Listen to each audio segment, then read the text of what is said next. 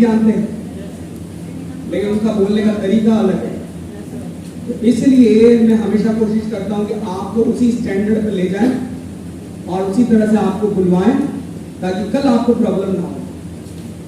हल्की फुल्की अंग्रेजी मैं नहीं सिखाता और ना मैं उसको पसंद करता। बेस फर्स्ट फॉर्म लगाएंगे। जैसे मान लो मैंने सोचा कि मैं पढ़ाऊंगा, तो आई विल टीच। मैं जाऊंगा, आई विल गो। मैं लिखूंगा, मैं बोलूंगा, आई विल स्पीक। मैं सवाल करूंगा, मैं जवाब दूंगा, मैं खड़े रहूंगा, मैं बैठ जाऊंगा, आई विल सिट। मैं लिख दूंगा, आई विल राइट। मैं भड़काऊंगा, भड़काना कल था ना एक वर्ड, याद आ रहा है कुछ? चलो तो वापस बोलना, प्रोवोक, प्रोवोक, प्रोवोक।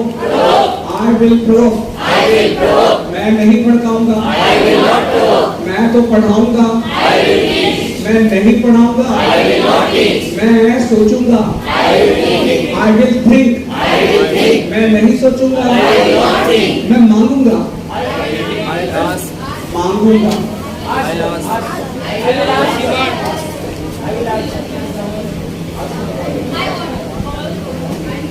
मांग रहा हूं मैं क्या कर रहा हूं?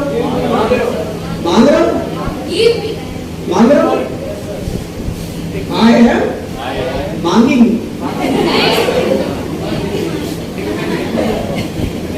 मांगने का अंग्रेजी नहीं बोल रहा।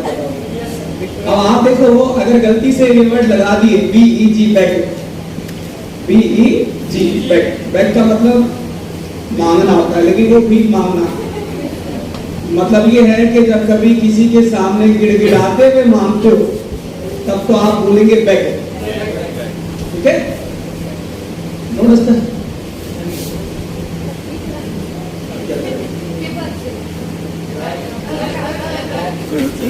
I need a rug. Rack? Rack, not rug. So, do you have a rug? Do you have a rack? Anyone?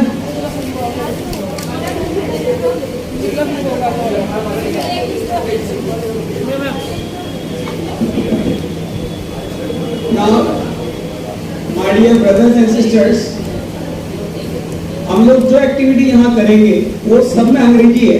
एक बात ध्यान रखना, जो मैं अभी आपके सामने कर रहा हूँ इसमें भी अंग्रेजी है, क्योंकि हमें अंग्रेजी में सीखना है। जैसे मैंने अभी आपको कहा कि मैं मांग रहा हूँ फॉर एग्जाम्पल, तो मैं ये चाहता हूँ कि आप ये सोचो कि कभी ऐसी नौबत आ गई तो क्या बोलेंगे। समझ रहे? मेरा काम क्या होता है कि नई नई सिचुएशन में आपको ले जाना, ताकि आप नित नई बातों को बोलना सीखो। क्योंकि मैं वो रटा रटाया नहीं बुलाना चाहता बार बार, वो तो हम सीख ही रहे हैं, सीखते रहे, लेकिन नई नई बातों को बोलना चाहिए, तभी हमें बोलने का भी मजा आएगा और हम ज्यादा सीखेंगे। तो अब बात अटक गई थी यहाँ मांगने पर। मांगने के लिए मैंने कहा कि एक वर्ड होता है इंग्लिश में बेग, उसके बारे में थोड़ा आपको बता रहा था कि बेग जो है वो आप किसी के सामने गिड़गिड़ाएंगे और मांगेंगे तब बोलना है, लेकिन यहाँ वो सिचुएशन है ही नहीं। अब यहाँ पे नॉर्मल मांग रहे हैं क्योंकि मुझे जरूरत है और मुझे देना होता है, तो ये नॉर्मल मांगने को बोलना आस्क फॉर। क्या बोलना है? Ask for. बोलो एक बार और, आस्क फॉर। एक बार और बोलो तो, आस्क फॉर। अब लिख भी दो, लिख लो जल्दी से, ask for.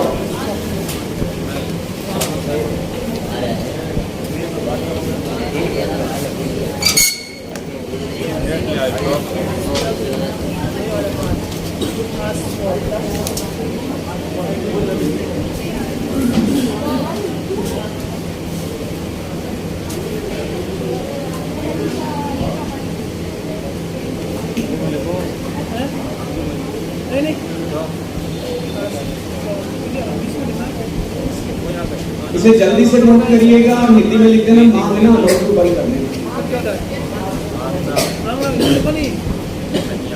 So that we learn a new lesson. अब हम एक नई बात सीखने जा रहे हैं इसी से।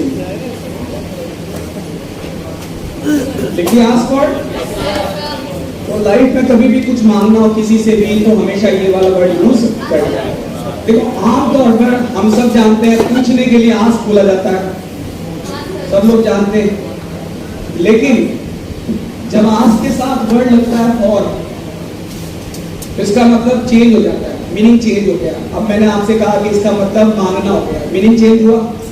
तो आपने अगर नोटिस किया हो तो हमने क्या किया, एक वर्ब थी, मेन वर्ब, ये जो वर्ड आप देख रहे हो फॉर, ग्रामर इसे कहता है प्रेपोजिशन। ग्रामर इसे क्या बोलता है? अब ऐसे कई सारे वर्ड आपको मिल जाते हैं, जैसे of, to, into, by, beside, और ऐसे न जाने कितने सारे शब्द। इन सबको ग्रामर ने किसमें समेटा है? प्रीपोजिशनिंग, प्रेपोजिशन, प्रेपोजिशन इसमें समेटा है। तो आप थोड़ा इसको समझेंगे है क्या, इसकी क्यों जरूरत पड़ती है। कहते हैं कि ये प्रेपोजिशन दो शब्दों के अंदर तालमेल बिठाती है, या यूं कह लें कि उनका रिलेशन बताती है, या यूं कह लें कि उनकी जो पोजीशन होती है, उनका जो स्थान होता है, वो हमें पता चलता है। जैसे मान लीजिए मैंने यहां एक सेंटेंस लिखना है, देयर इज अ मार्कर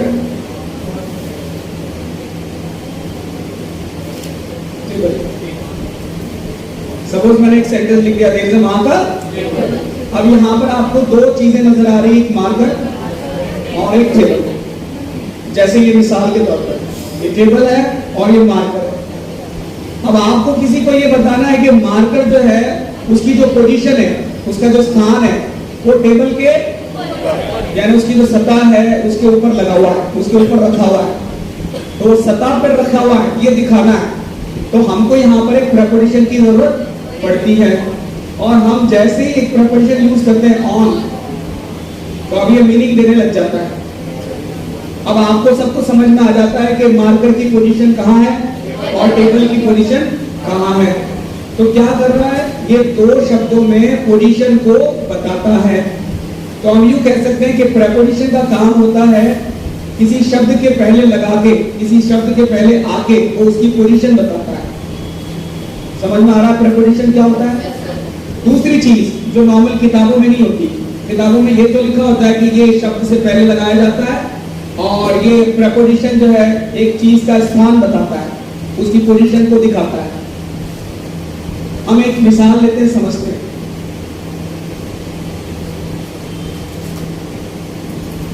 जैसे मैंने लिखा you are a class, you are a class, ठीक नॉर्मल है।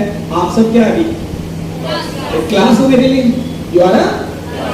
अब अगर मैं इस सेंटेंस में थोड़ा चेंज कर देता हूं, मतलब एक प्रेपोजिशन ऐड करता हूं, मैं कहता हूं यू आर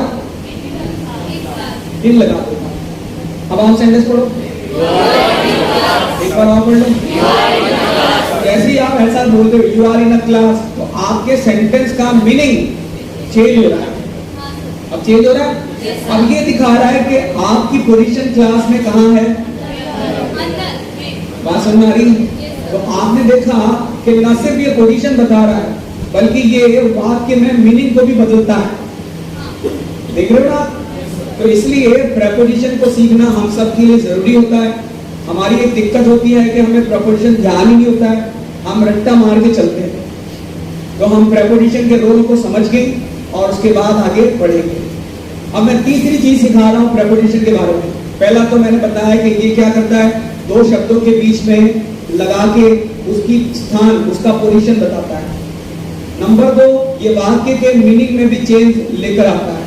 और नंबर 3 जो बताने जा रहा हूं वो ये है, ये कई बार मेन शब्द के साथ यानी मेन वर्ब के साथ लगाया जाता है। क्यों? क्योंकि इससे एक नया मीनिंग बनाया जाता है। तो यहां से एक नई चीज आपको सीखने को मिलती है, वो ये कि जब आप मेन वर्ब के साथ प्रेपोजिशन जोड़ें और उसका एक नया मीनिंग बनता है, तो ग्रामर ने ऐसी वर्ब को कहा है फ्रेजल वर्ब। क्या कहा है? तो आप यूं कह सकते हैं कि फ्रेजल वर्ब वो वर्ब होती है जिसमें मेन वर्ब के साथ एक प्रेपोजिशन लगाई जाती है। समझ रहे हैं?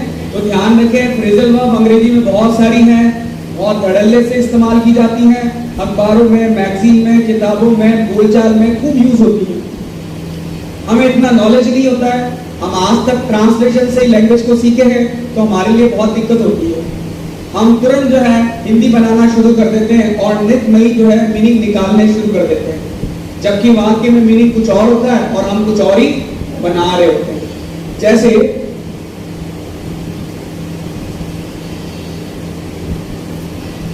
किसी वर्ड को अगर ले ले, अगर मैं आपको नहीं बताया होता कि आस्क का मतलब मांगना होता है, तो हमारे दिमाग में ये होता है कि आस्क मतलब पूछना, और का मतलब के लिए, तो किसी चीज के लिए पूछना। अब हमें समझ में नहीं आ रहा होता है कि वो कहना क्या चाहते हैं सेंटेंस में, तो नई नई प्रॉब्लम हमारे साथ जुड़ जाती है, कारण हमारे पास नॉलेज सही नहीं होती है। तो आप जान लें कि फ्रेजल वर्ब एक टर्म है ग्रामर में, उसका मतलब होता है मेन वर्ब के साथ प्रेपोजिशन को जोड़ के नए मीनिंग को बनाना। अब ऐसी कई सारी फ्रेजल वर्ब होती हैं, उनमें से दो चार यहाँ पर मैं लिख देता हूँ, उनको जानते हैं और फिर उनको यूज में लेते हैं। जैसे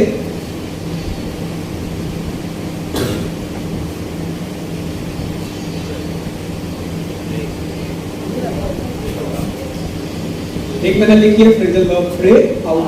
क्या लिखा है? क्या लिखा है? क्या लिखा है? अब नॉर्मली हम सब इतना तो जानते हैं, ब्रेक का मतलब तोड़ना होता है और आउट का मतलब बाहर। तो अगर किसी सेंटेंस में ऐसा लिखा हो तो आप ये ना सोच लेना कि इसका मतलब हो गया बाहर जाके तोड़ना। ये एक फ्रेजल वर्ब है और हर फ्रेजल वर्ब में उसका एक नया मीनिंग होता है, तो इसका मतलब इसका कुछ नया मीनिंग है। तो पहले एक सेंटेंस लिखता हूं, फिर आप समझना। अभी आपको पता है मच्छर बहुत हो रहे हैं और मच्छर से फैलने वाली बीमारी का नाम है मलेरिया, है ना? एक डेंगू, एक मलेरिया है। और अगर आप अस्पतालों का दौरा करें तो आपको बहुत सारे मरीज मिलेंगे जो इससे ग्रसित है। यानी ये जो मलेरिया है इसने अपने पैर पसार लिए, ये चारों ओर फैल गया। अब अंग्रेजी अखबारों में जब लिखा होता है तो वहां लिखा होता है मलेरिया हैज, अब आपको पता है तो आता तर्जुमा आती है, तो आपको एक सेंटेंस लिखा मिलेगा, ये मलेरिया हैज ब्रोकन आउट। क्या लिखा मिलेगा? क्या लिखा हुआ है? मान लो जोधपुर की न्यूज है तो वो आगे डाल देंगे इन जोधपुर। तो आप इसका मतलब ये ना सोच लीजिएगा कि मलेरिया ने बाहर जाके तोड़ा जोधपुर में। ब्रेकआउट का मतलब हुआ जब कोई बीमारी या आग या कोई दंगा फसाद या कोई अचानक से होने वाली प्रॉब्लम अगर लग जाती है या शुरू हो जाती है अचानक से, तब आप बोलते हैं ब्रेकआउट। जैसे आग लगती है, अचानक ही लगती है, बीमारियां अचानक फैल जाती है, होता है कि नहीं होता है? तो जब कोई चीज अचानक फैलती है, अपने पैर पसारती है, तब कहा जाता है ब्रेकआउट। तो कहा जाता है। तो यहाँ पर हमने एक एग्जाम्पल लिखा है, क्योंकि हम हैज और हैव भी सीखे में हैं, तो हमने ऐसे ही प्रैक्टिस करने के लिए सेंटेंस बना दिया। तो हम बोल लेते हैं malaria has broken out in Jodhpur. तो जब भी आपको ये कहना है कि जोधपुर में मलेरिया फैल गया है, क्या बोलना है? एक बार और बोल दो। आपने कहना हो कि दिल्ली में दंगा फैला है, तो क्या बोलना है?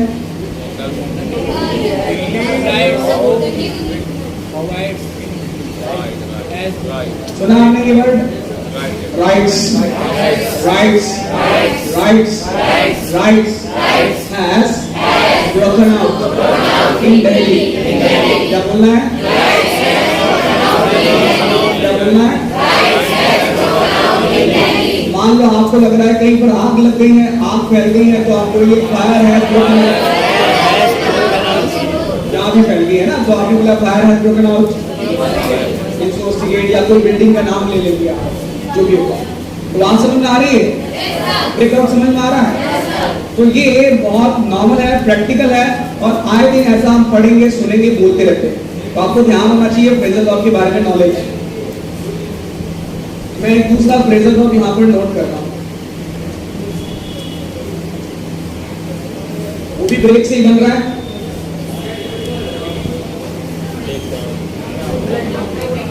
Break down. तो आप ये ना सोच देना ब्रेक मतलब तोड़ना, डाउन मतलब नीचे, नीचे जाके पहले बाहर जाके तोड़ा, अब नीचे जाके।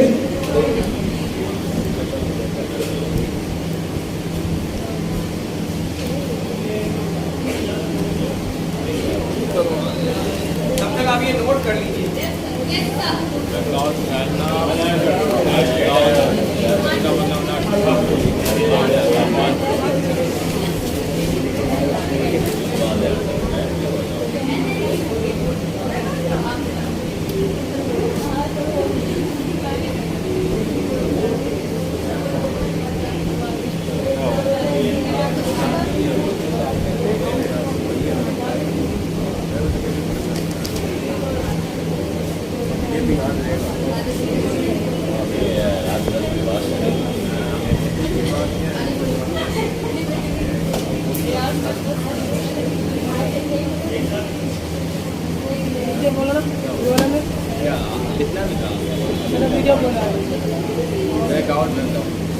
इतना भी बोला आपने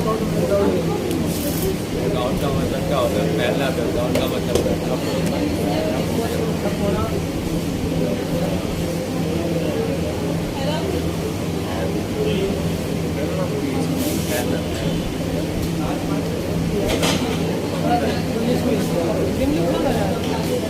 आगे भी इंग्लिश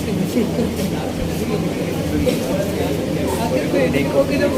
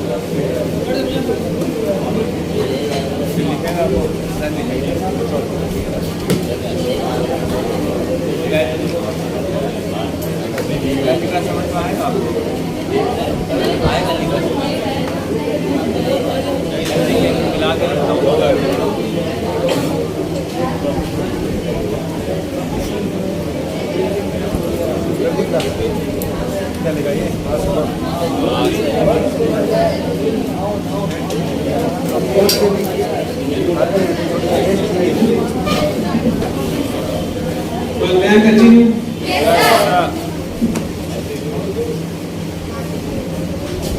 असुविधा के लिए क्लियर है? असुविधा हुई? सॉरी, सॉरी, सॉरी,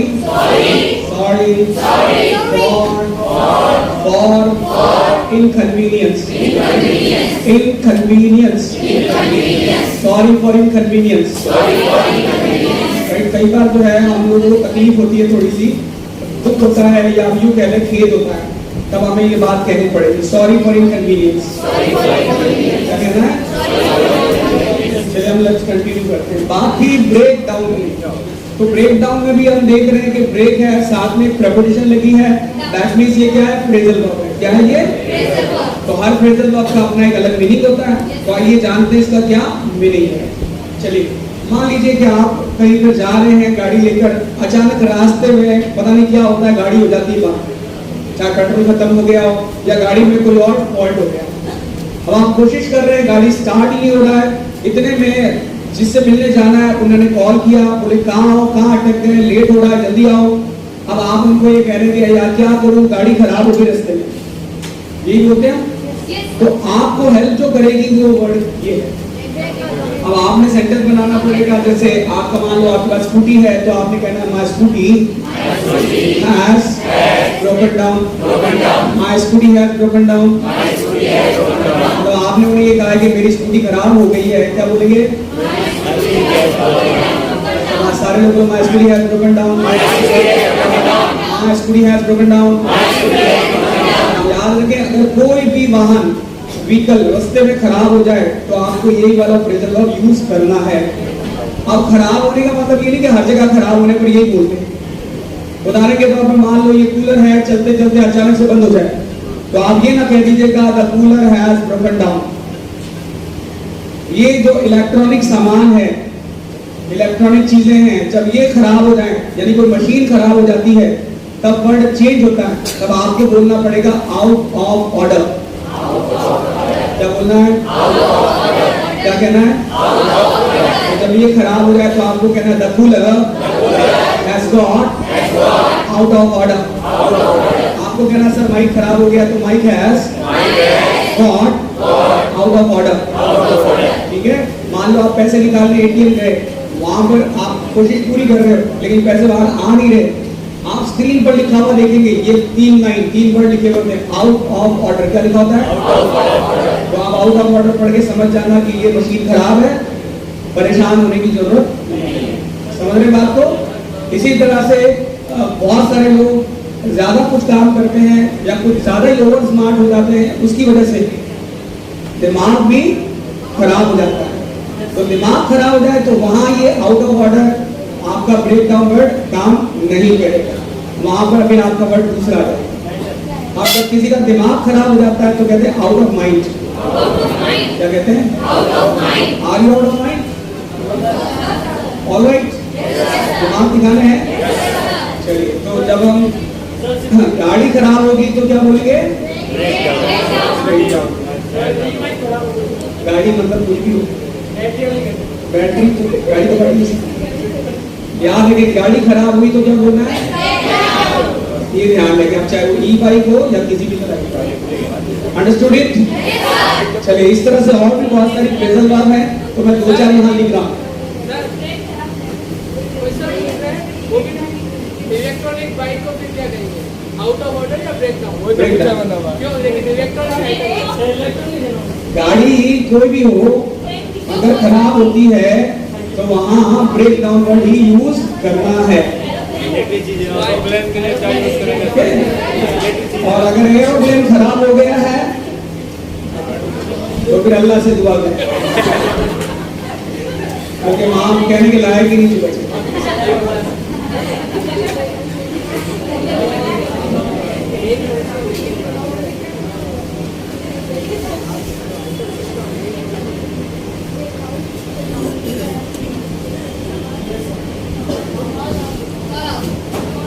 चलिए, एक और फेमस, मतलब ये कह सकते हैं कि बहुत ज्यादा इंग्लिश में बोलते रहते हैं, तो ये वाली लिखी है मैंने, कॉल ऑफ। क्या लिखा है? क्या लिखा है? ये भी फ्रेजल वर्ब है जो हम सुनते तो है लेकिन ध्यान ही नहीं देते क्या मतलब होता है, तो आप पहले जान लेते हैं। नॉर्मली हम सब जानते हैं कॉल का मतलब पुकारना होता है, बुलाना होता है। ऑफ का मतलब कोई चीज को बंद करना होता है, स्विच ऑन ऑफ होता है, बंद होता है। तो आप ये ना सोचें बुलाना बंद कर दिया। फ्रेजल वर्ब मतलब एक डिफरेंट मीनिंग, राइट?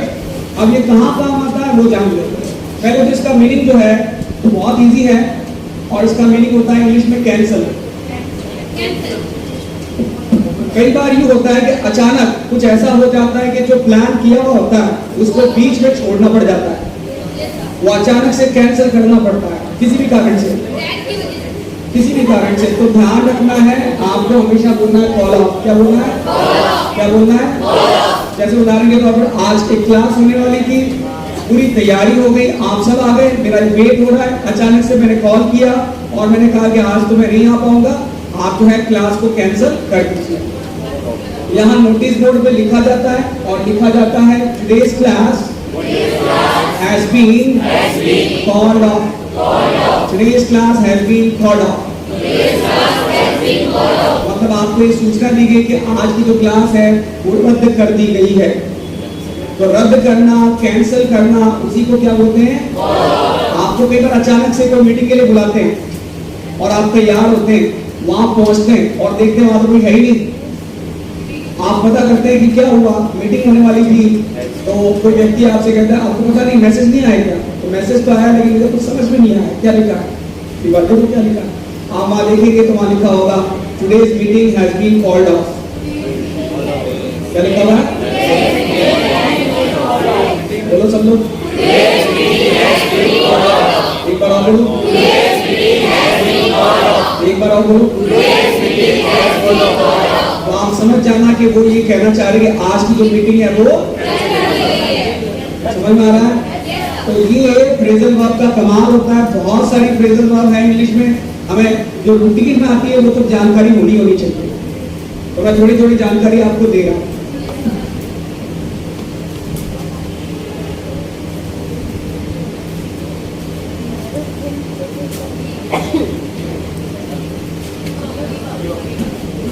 ये भी काफी फेमस है, ये बात बहुत सारी बार बोला जाता है।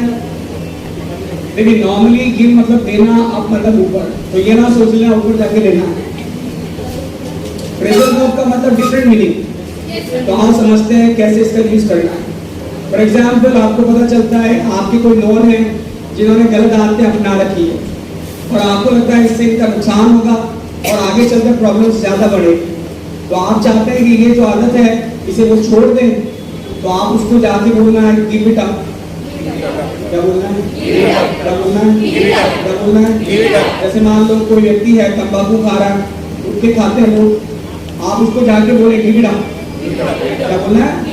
क्या बोल रहे हो? गिव इट अप का मतलब हुआ वो चीज को त्याग देना, उस चीज को छोड़ देना। समझ रहे हो बात को?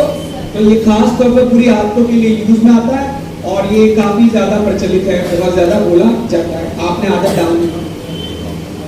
ऐसे और भी बहुत सारे हैं, एक और लिख लो।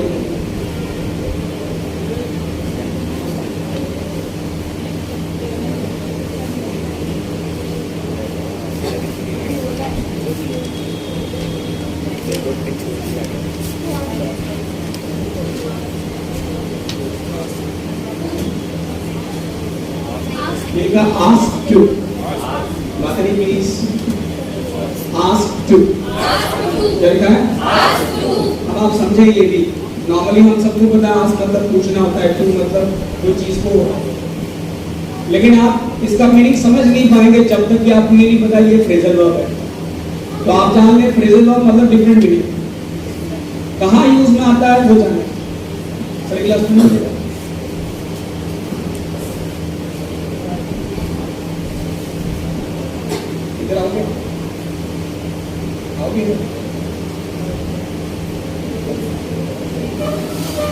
आपने नोटिस किया मैंने दो लोगों को दो काम बताए, एक को कहा इधर आएंगे और उन्होंने उनको बोला गिलास मुझे पानी मिलेगा। हालांकि ये दोनों की दोनों मैंने सिर्फ आपको समझाने के लिए प्रैक्टिकल में कैसे हम लोग इसके मीनिंग को समझेंगे। आपने नोटिस किया है कि इन दोनों को मैंने एक काम कहा और इन्होंने उस काम को किया। ठीक, मतलब लाइफ में कई मौके आते हैं जहां हम किसी को काम करने के लिए कहते हैं, होता है ना सर? तब आप इंग्लिश में यूज करना आस्क टू। ऐसा करना है, क्या बोलना है? जैसे हम मुझे इंग्लिश में कहना है कि मैंने तुम्हें यहाँ आने के लिए कहा, तो मैं कहूँगा I have asked you to come here. I have asked you to come here. मैंने उन्हें गिलास पानी लाने के लिए बोला, I asked him to bring a glass of water. तो आस्क टू का मतलब क्या हो गया? किसी को कोई काम करने के लिए कहना। क्लियर हुआ? तो ऐसी ढेरों सारी फ्रेजल वर्ब्स हैं हमें इनका नॉलेज होना चाहिए। तो हम कोशिश करेंगे कि टाइम टाइम पर ये प्रेजेंट वर्ब्स आपके सामने लाएं और प्रैक्टिकल उन चीज़ों को हम सीखें। तो फिलहाल आप इन्हें नोट कर लीजिए, मैं दोबारा इनके हिंदी मीनिंग बता देता हूँ, उन्हें लिख लीजिएगा और फिर और आगे बढ़ेंगे।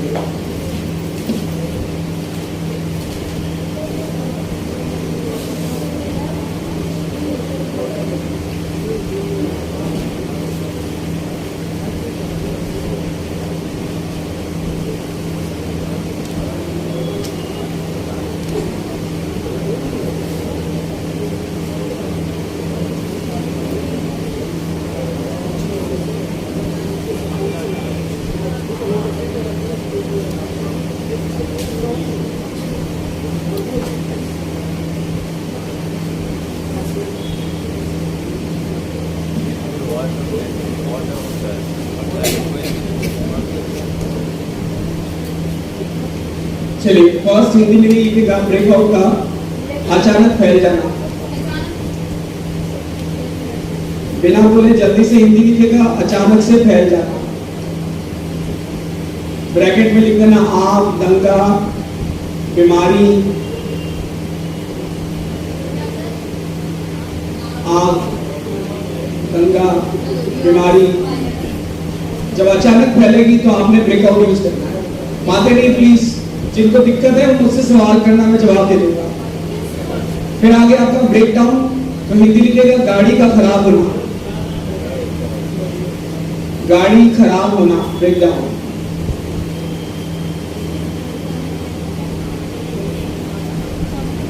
इसके बाद लिखना कॉल ऑफ, रद्द करना। कॉल ऑफ, रद्द करना। नेक्स्ट है गिव अप, छोड़ देना या त्यागना।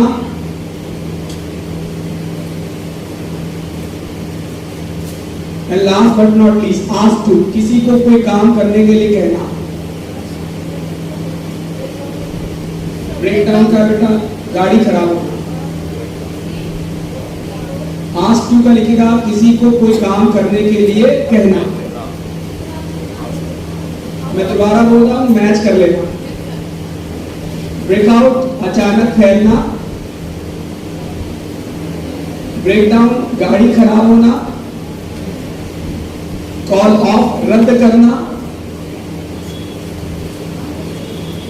गिव अप छोड़ना या त्यागना, आस्क टू किसी को कोई काम करने के लिए कहना।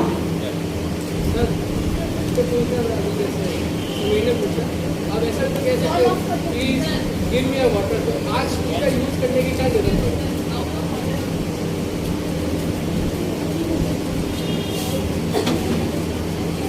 ये समझ में आ गया सारा?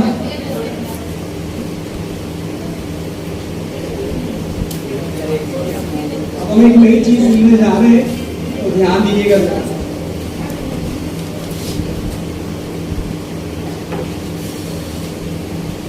वो मीनिंग है सर, और अभी कुछ और हम कह रहे हैं। नोटबुक बंद रखिएगा, मिस डोंट लुक बैक, पीछे नहीं है।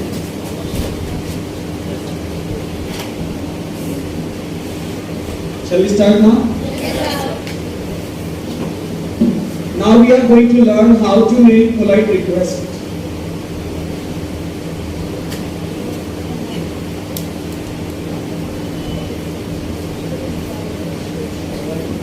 देखो, अभी थोड़ी देर पहले हमने एक वर्ड सीखा था आस्क टू, किसी को कोई काम करने के लिए कहना। वो तो एक सेंटेंस में हम यूज करते रहते हैं। जैसे कई बार हमें बोलना पड़ जाता है तुम्हें यहाँ आने के लिए किसने कहा, या तुम्हें बैठने के लिए किसने कहा, इस तरह से हम बोलते रहते हैं। तो वहां पर हम आस्क टू का प्रयोग करेंगे। लेकिन अगर सिचुएशन ऐसी आ गई कि हमें लोगों से रिक्वेस्ट करनी पड़ती है, तो कहते हैं कि रिक्वेस्ट करने के लिए अंग्रेजी में कई तरीके, कई और कई सारे शब्द हैं जिनसे ये काम हम करते हैं। जैसे आप हम स्कूल में सबसे ज्यादा जिसको पढ़ते हैं वो है कैन। उदाहरण के लिए एक गिलास पानी है, उसी की मैं बात करूं और मुझे कहना है कि मुझे एक गिलास पानी मिलेगा, एक रिक्वेस्ट कर रहा हूं, तो मैं कहने के लिए कह सकता हूं, कहना है have a glass of water.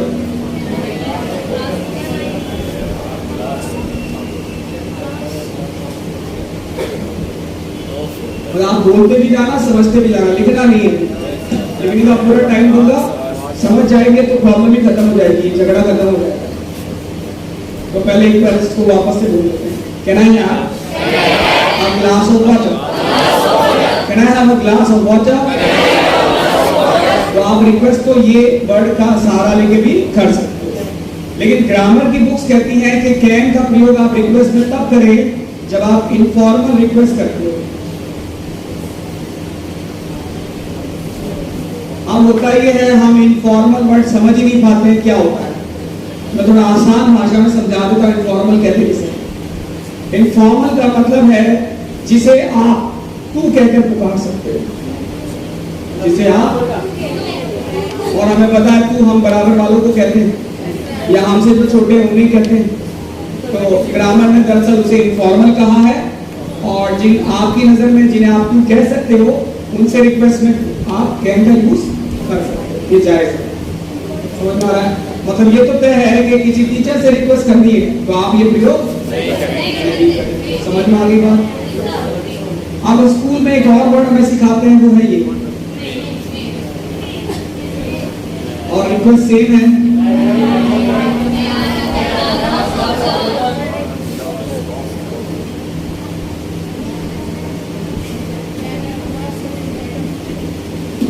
अब आपके पास एक और ऑप्शन है, उसका भी यूज कर सकते हैं, कोई दिक्कत वाली बात नहीं, ये भी सही है। तो पहले एक बार बोल लेते हैं, may I have a glass of water. और अक्सर बच्चों को ये सेंटेंस सिखाया जाता है। अब आप समझ लें कि जब आप मे का प्रयोग करते हैं तो आपकी क्या सोच होती है, ग्रामर क्या कहता है? ग्रामर कहता है कि ये एक फॉर्मल रिक्वेस्ट है, वो इनफॉर्मल था, ये फॉर्मल है। फॉर्मल का मतलब होता है जिसके प्रति आपके दिल में इज्जत हो, आप किसी को आदर दें, सम्मान देते हैं, आपकी नजर में वो अच्छा इंसान है, आदरणीय व्यक्ति है, तब आप उसको रिक्वेस्ट करने के लिए क्या प्रयोग करेंगे? इसलिए जाहिर सी बात है, हर स्टूडेंट की नजर में एक टीचर की इज्जत होनी चाहिए। तो हर स्टूडेंट को सिखाते हैं, क्लास में आना है तो क्या कहना है? ऐसी रिक्वेस्ट करना सिखाते हैं। उसको कहते हैं पानी पीने जाना है तो ऐसे बोलना है, मे आई ड्रिंक वाटर, ऐसे बोलना है ना? ऐसे ही उसको कहना है कि क्या मैं, वो कहाँ जाते हैं, वॉशरूम, तो क्या बोलना है? मे आई गो टू वॉश, क्या बोलना है? ठीक है, सीखा करो। और भी तरीके हैं। ये जो मे आई गो टू वॉशरूम है, थोड़ा इसको चेंज कर देते हैं। चेंज इसलिए करते हैं क्योंकि कई जगह पर ये वाला वर्ड काम नहीं करता है। मतलब कुछ लोग थोड़ा अलग तरीके से बोलते हैं, हमें समझ में नहीं आता बोल क्या रहा है, तो थोड़ा जान लेते हैं। एक अंग्रेजी के अंदर एक सेंटेंस होता है,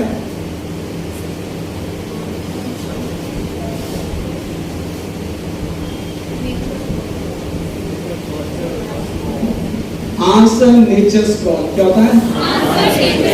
क्या वर्ड है? आंसर नेचर्स कॉल का मतलब होता है शौचालय जाना। मैंने बहुत सारे स्टूडेंट्स को देखा है, वो इनकी आदत भी नहीं होते बोलने की। इतने बड़े बड़े बच्चे ये कहते हैं, सर मैं आए, इतने बड़े हो गए आपके में। तो आप ध्यान रखें, आपको ऐसा बोलना है, मैं आई आंसर नेचर्स कॉल, मैं आई आंसर नेचर्स कॉल। तो जो समझदार होते हैं उन्हें पता है कि वो क्या कहना चाह रहे हैं। तो वॉशरूम ना कहकर आप क्या बोलोगे? क्या बोलोगे? ठीक है, तो इससे क्या होता है, आप पता चलता है कि आप कौन से स्टैंडर्ड की इंग्लिश जानते हो। बोलने में तो आप चाहो तो मैं गो टू टॉयलेट भी बोल सकते हो, स्कूलों में भी सिखाते हैं, लेकिन हमें वो नहीं करना है, क्योंकि वो तो कोई भी बोल ले, हमें वो बोलना है जो दुनिया बोलती है। समझ रहे? उसी तरह से जो वॉशरूम है उसके नाम भी चेंज है। आपको अलग अलग जगह पर अलग अलग नाम से मिलेगा। कई जगह पर तो ये टॉयलेट के नाम से मिलता है, कई वॉशरूम है, और कई जगह पर आपको ये लिखा मिलेगा LOO, लू। क्या लिखा मिलेगा? कई बच्चे ऐसे बोलते भी हैं, मैं गो लू, मैं गो। तो आप समझ जाना ये लू का मतलब है वॉशरूम। समझ रहे? जब आप मॉल जाएंगे, अच्छे मॉल, बड़े मॉल्स में जो शौचालय होते हैं वहां पर वर्ड लिखा हुआ होता है। समझ में आ रही है? इसी तरह से अगर आप एयरपोर्ट वगैरह जाएंगे तो वहां एक वर्ड लिखा मिलेगा लेबोरेटरी, लेबोरेटरी, लेबोरेटरी। तो ये टॉयलेट का ही एक दूसरा रूप है, क्योंकि मॉडर्न टॉयलेट जो होते हैं और चलिए वो टेम्परेरी होते हैं वहां पर, इसलिए उन्हें क्या बोला जाता है? तो आप लेबोरेटरी मत सोच लेना, ये कोई प्रयोगशाला नहीं है। लेबोरेटरी क्या है ये? क्या है ये? समझ रहे हैं? इसी तरह से आपको कई सारी बार एक नया वर्ड मिल जाएगा,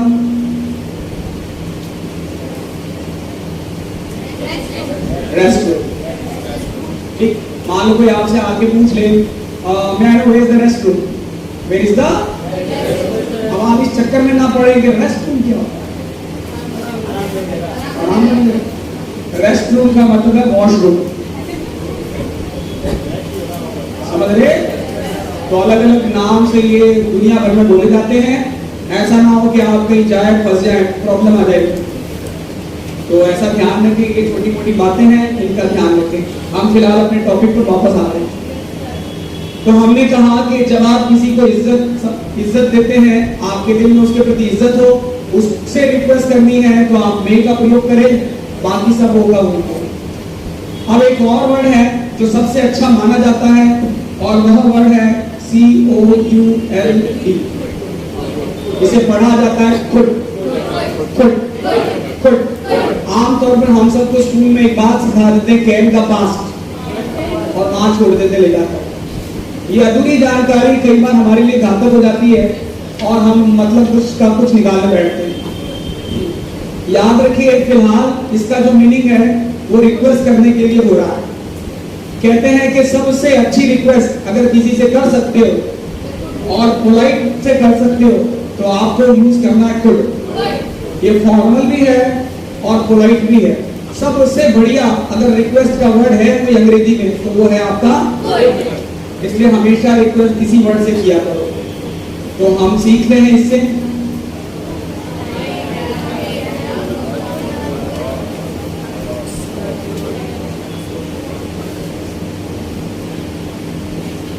बात समझ में आ गई? मैं उम्मीद करता हूँ तीनों डिफरेंस समझ में आ गए होंगे। तो देखो बहुत तरीके हैं रिक्वेस्ट के, लेकिन हमें सबसे बेस्ट को ही सिलेक्ट करना है और वो है खुद। तो कभी भी किसी से रिक्वेस्ट करो हमेशा ऐसे ही बोलना, could I have, could I have, could I have। जैसे मान लो मुझे मार्कर की जरूरत हो रही है और मुझे उनसे मांगना है तो मैं बोलूँगा could I have marker, could I have marker। मुझे जो है अगर डस्टर चाहिए तो क्या मांगूंगा, could I have a duster। क्या मुझे रिमोट मिलेगा, क्या मुझे चेयर मिलेगी, क्या मुझे मोबाइल मिलेगा, क्या मुझे आपका बटुआ मिलेगा।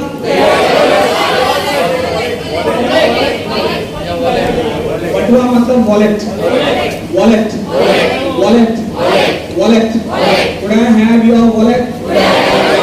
क्या मुझे आपका एड्रेस मिलेगा, क्या मुझे आपकी नोटबुक मिलेगी, क्या मुझे आपका मास्क मिलेगा, क्या मुझे आपका पेन मिलेगा, क्या मुझे आपकी आईडी मिलेगी। आईडी है ना। क्या मुझे आपका पैन कार्ड मिलेगा, क्या मुझे आपका पंखा मिलेगा, क्या मुझे आपका माइक मिलेगा। आपने कुछ भी मांगना है किसी से भी तो हमेशा बेस्ट वर्ड ही सिलेक्ट करो।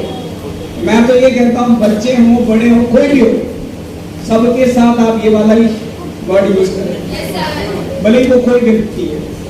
सबसे बेस्ट सिलेक्ट करके रखोगे आदत अच्छी रहेगी। और कहते हैं इंसान की पहचान उसकी बोली से होती है, इसलिए अच्छी बोली बोलेंगे। बात समझ आ गई यहाँ पे? अब किसी ने कोई चीज मांगी है तो हमें देना भी तो है। मान लो मांगी और देना है, अब देने के लिए भी बहुत सारे लोग कहते हैं चेक, तो ये अच्छा नहीं माना जाता है। उससे इतनी विनम्रता से मांगा है तो आपको भी अच्छे से देना है। और जब भी आप दें किसी को तो हम हमेशा क्या सोचते हैं कि मैंने इस चीज को इतना अच्छे से रखा है तो मैं दे तो रहा हूँ लेकिन इसका गलत इस्तेमाल मत करना। और काम जैसे ही हो जाए वापस लौटा दें। मतलब आप उस चीज को सौंप रहे हो तो आपको उसे देते समय बोलना है हियर यू आर। क्या बोलना है? क्या बोलना है? ये लीजिए। क्या बोलना है? क्या बोलना है? कभी भी किसी को कोई चीज देनी है तो क्या बोलना है? जब उसे दे रहे हैं तो क्या कहना है? ठीक है, तो मैं कुछ चीज मांगता हूँ, आप देने को। Right? Could I have a glass of water? Here you are. पानी लाके दोगे तो ऐसे ही दोगे? क्या यूं दोगे? ऐसे ही दोगे? Here you are. Could I have your pen? Could I have your notebook? Could I have your mobile?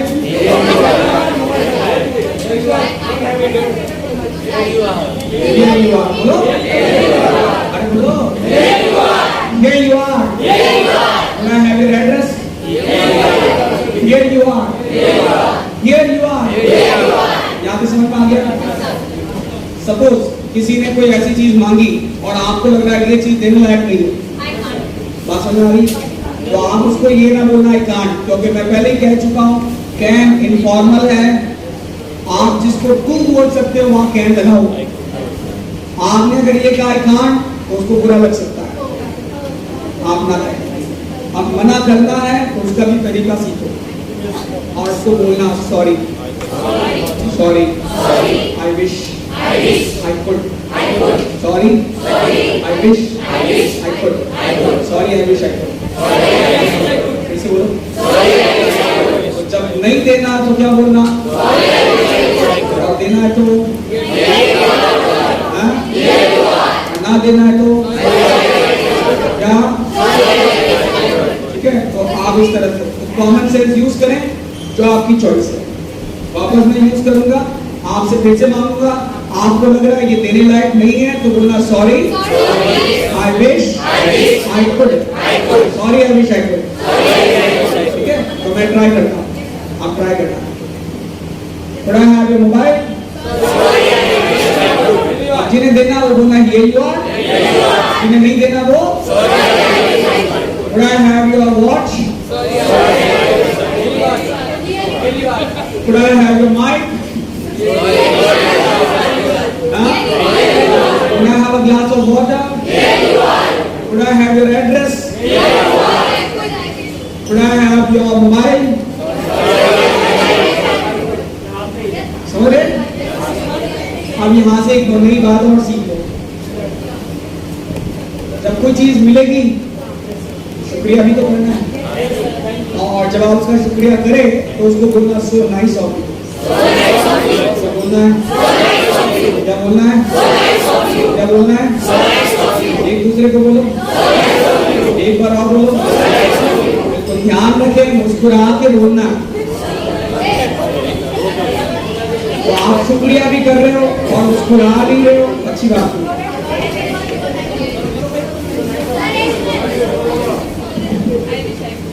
समझ में आया?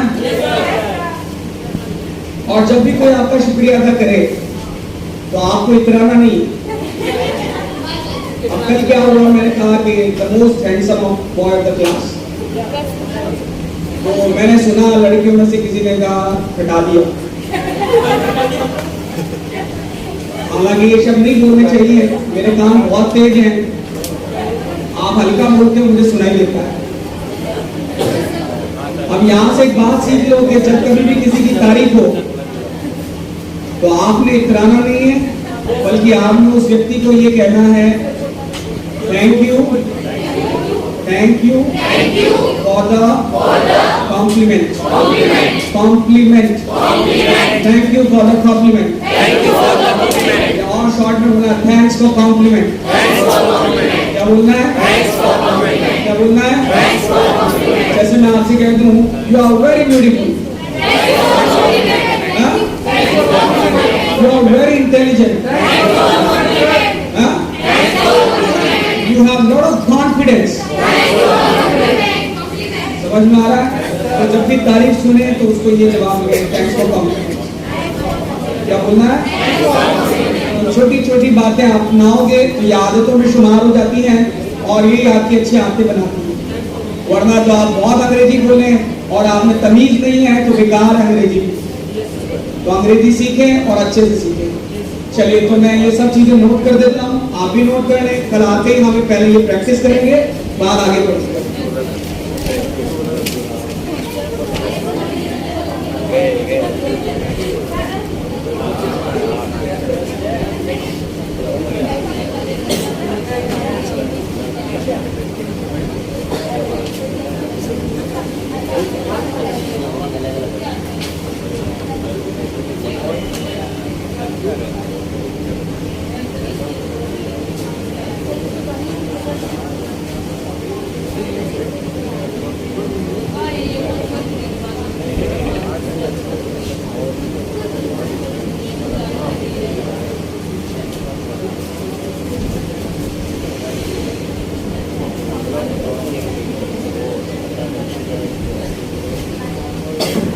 What I have read is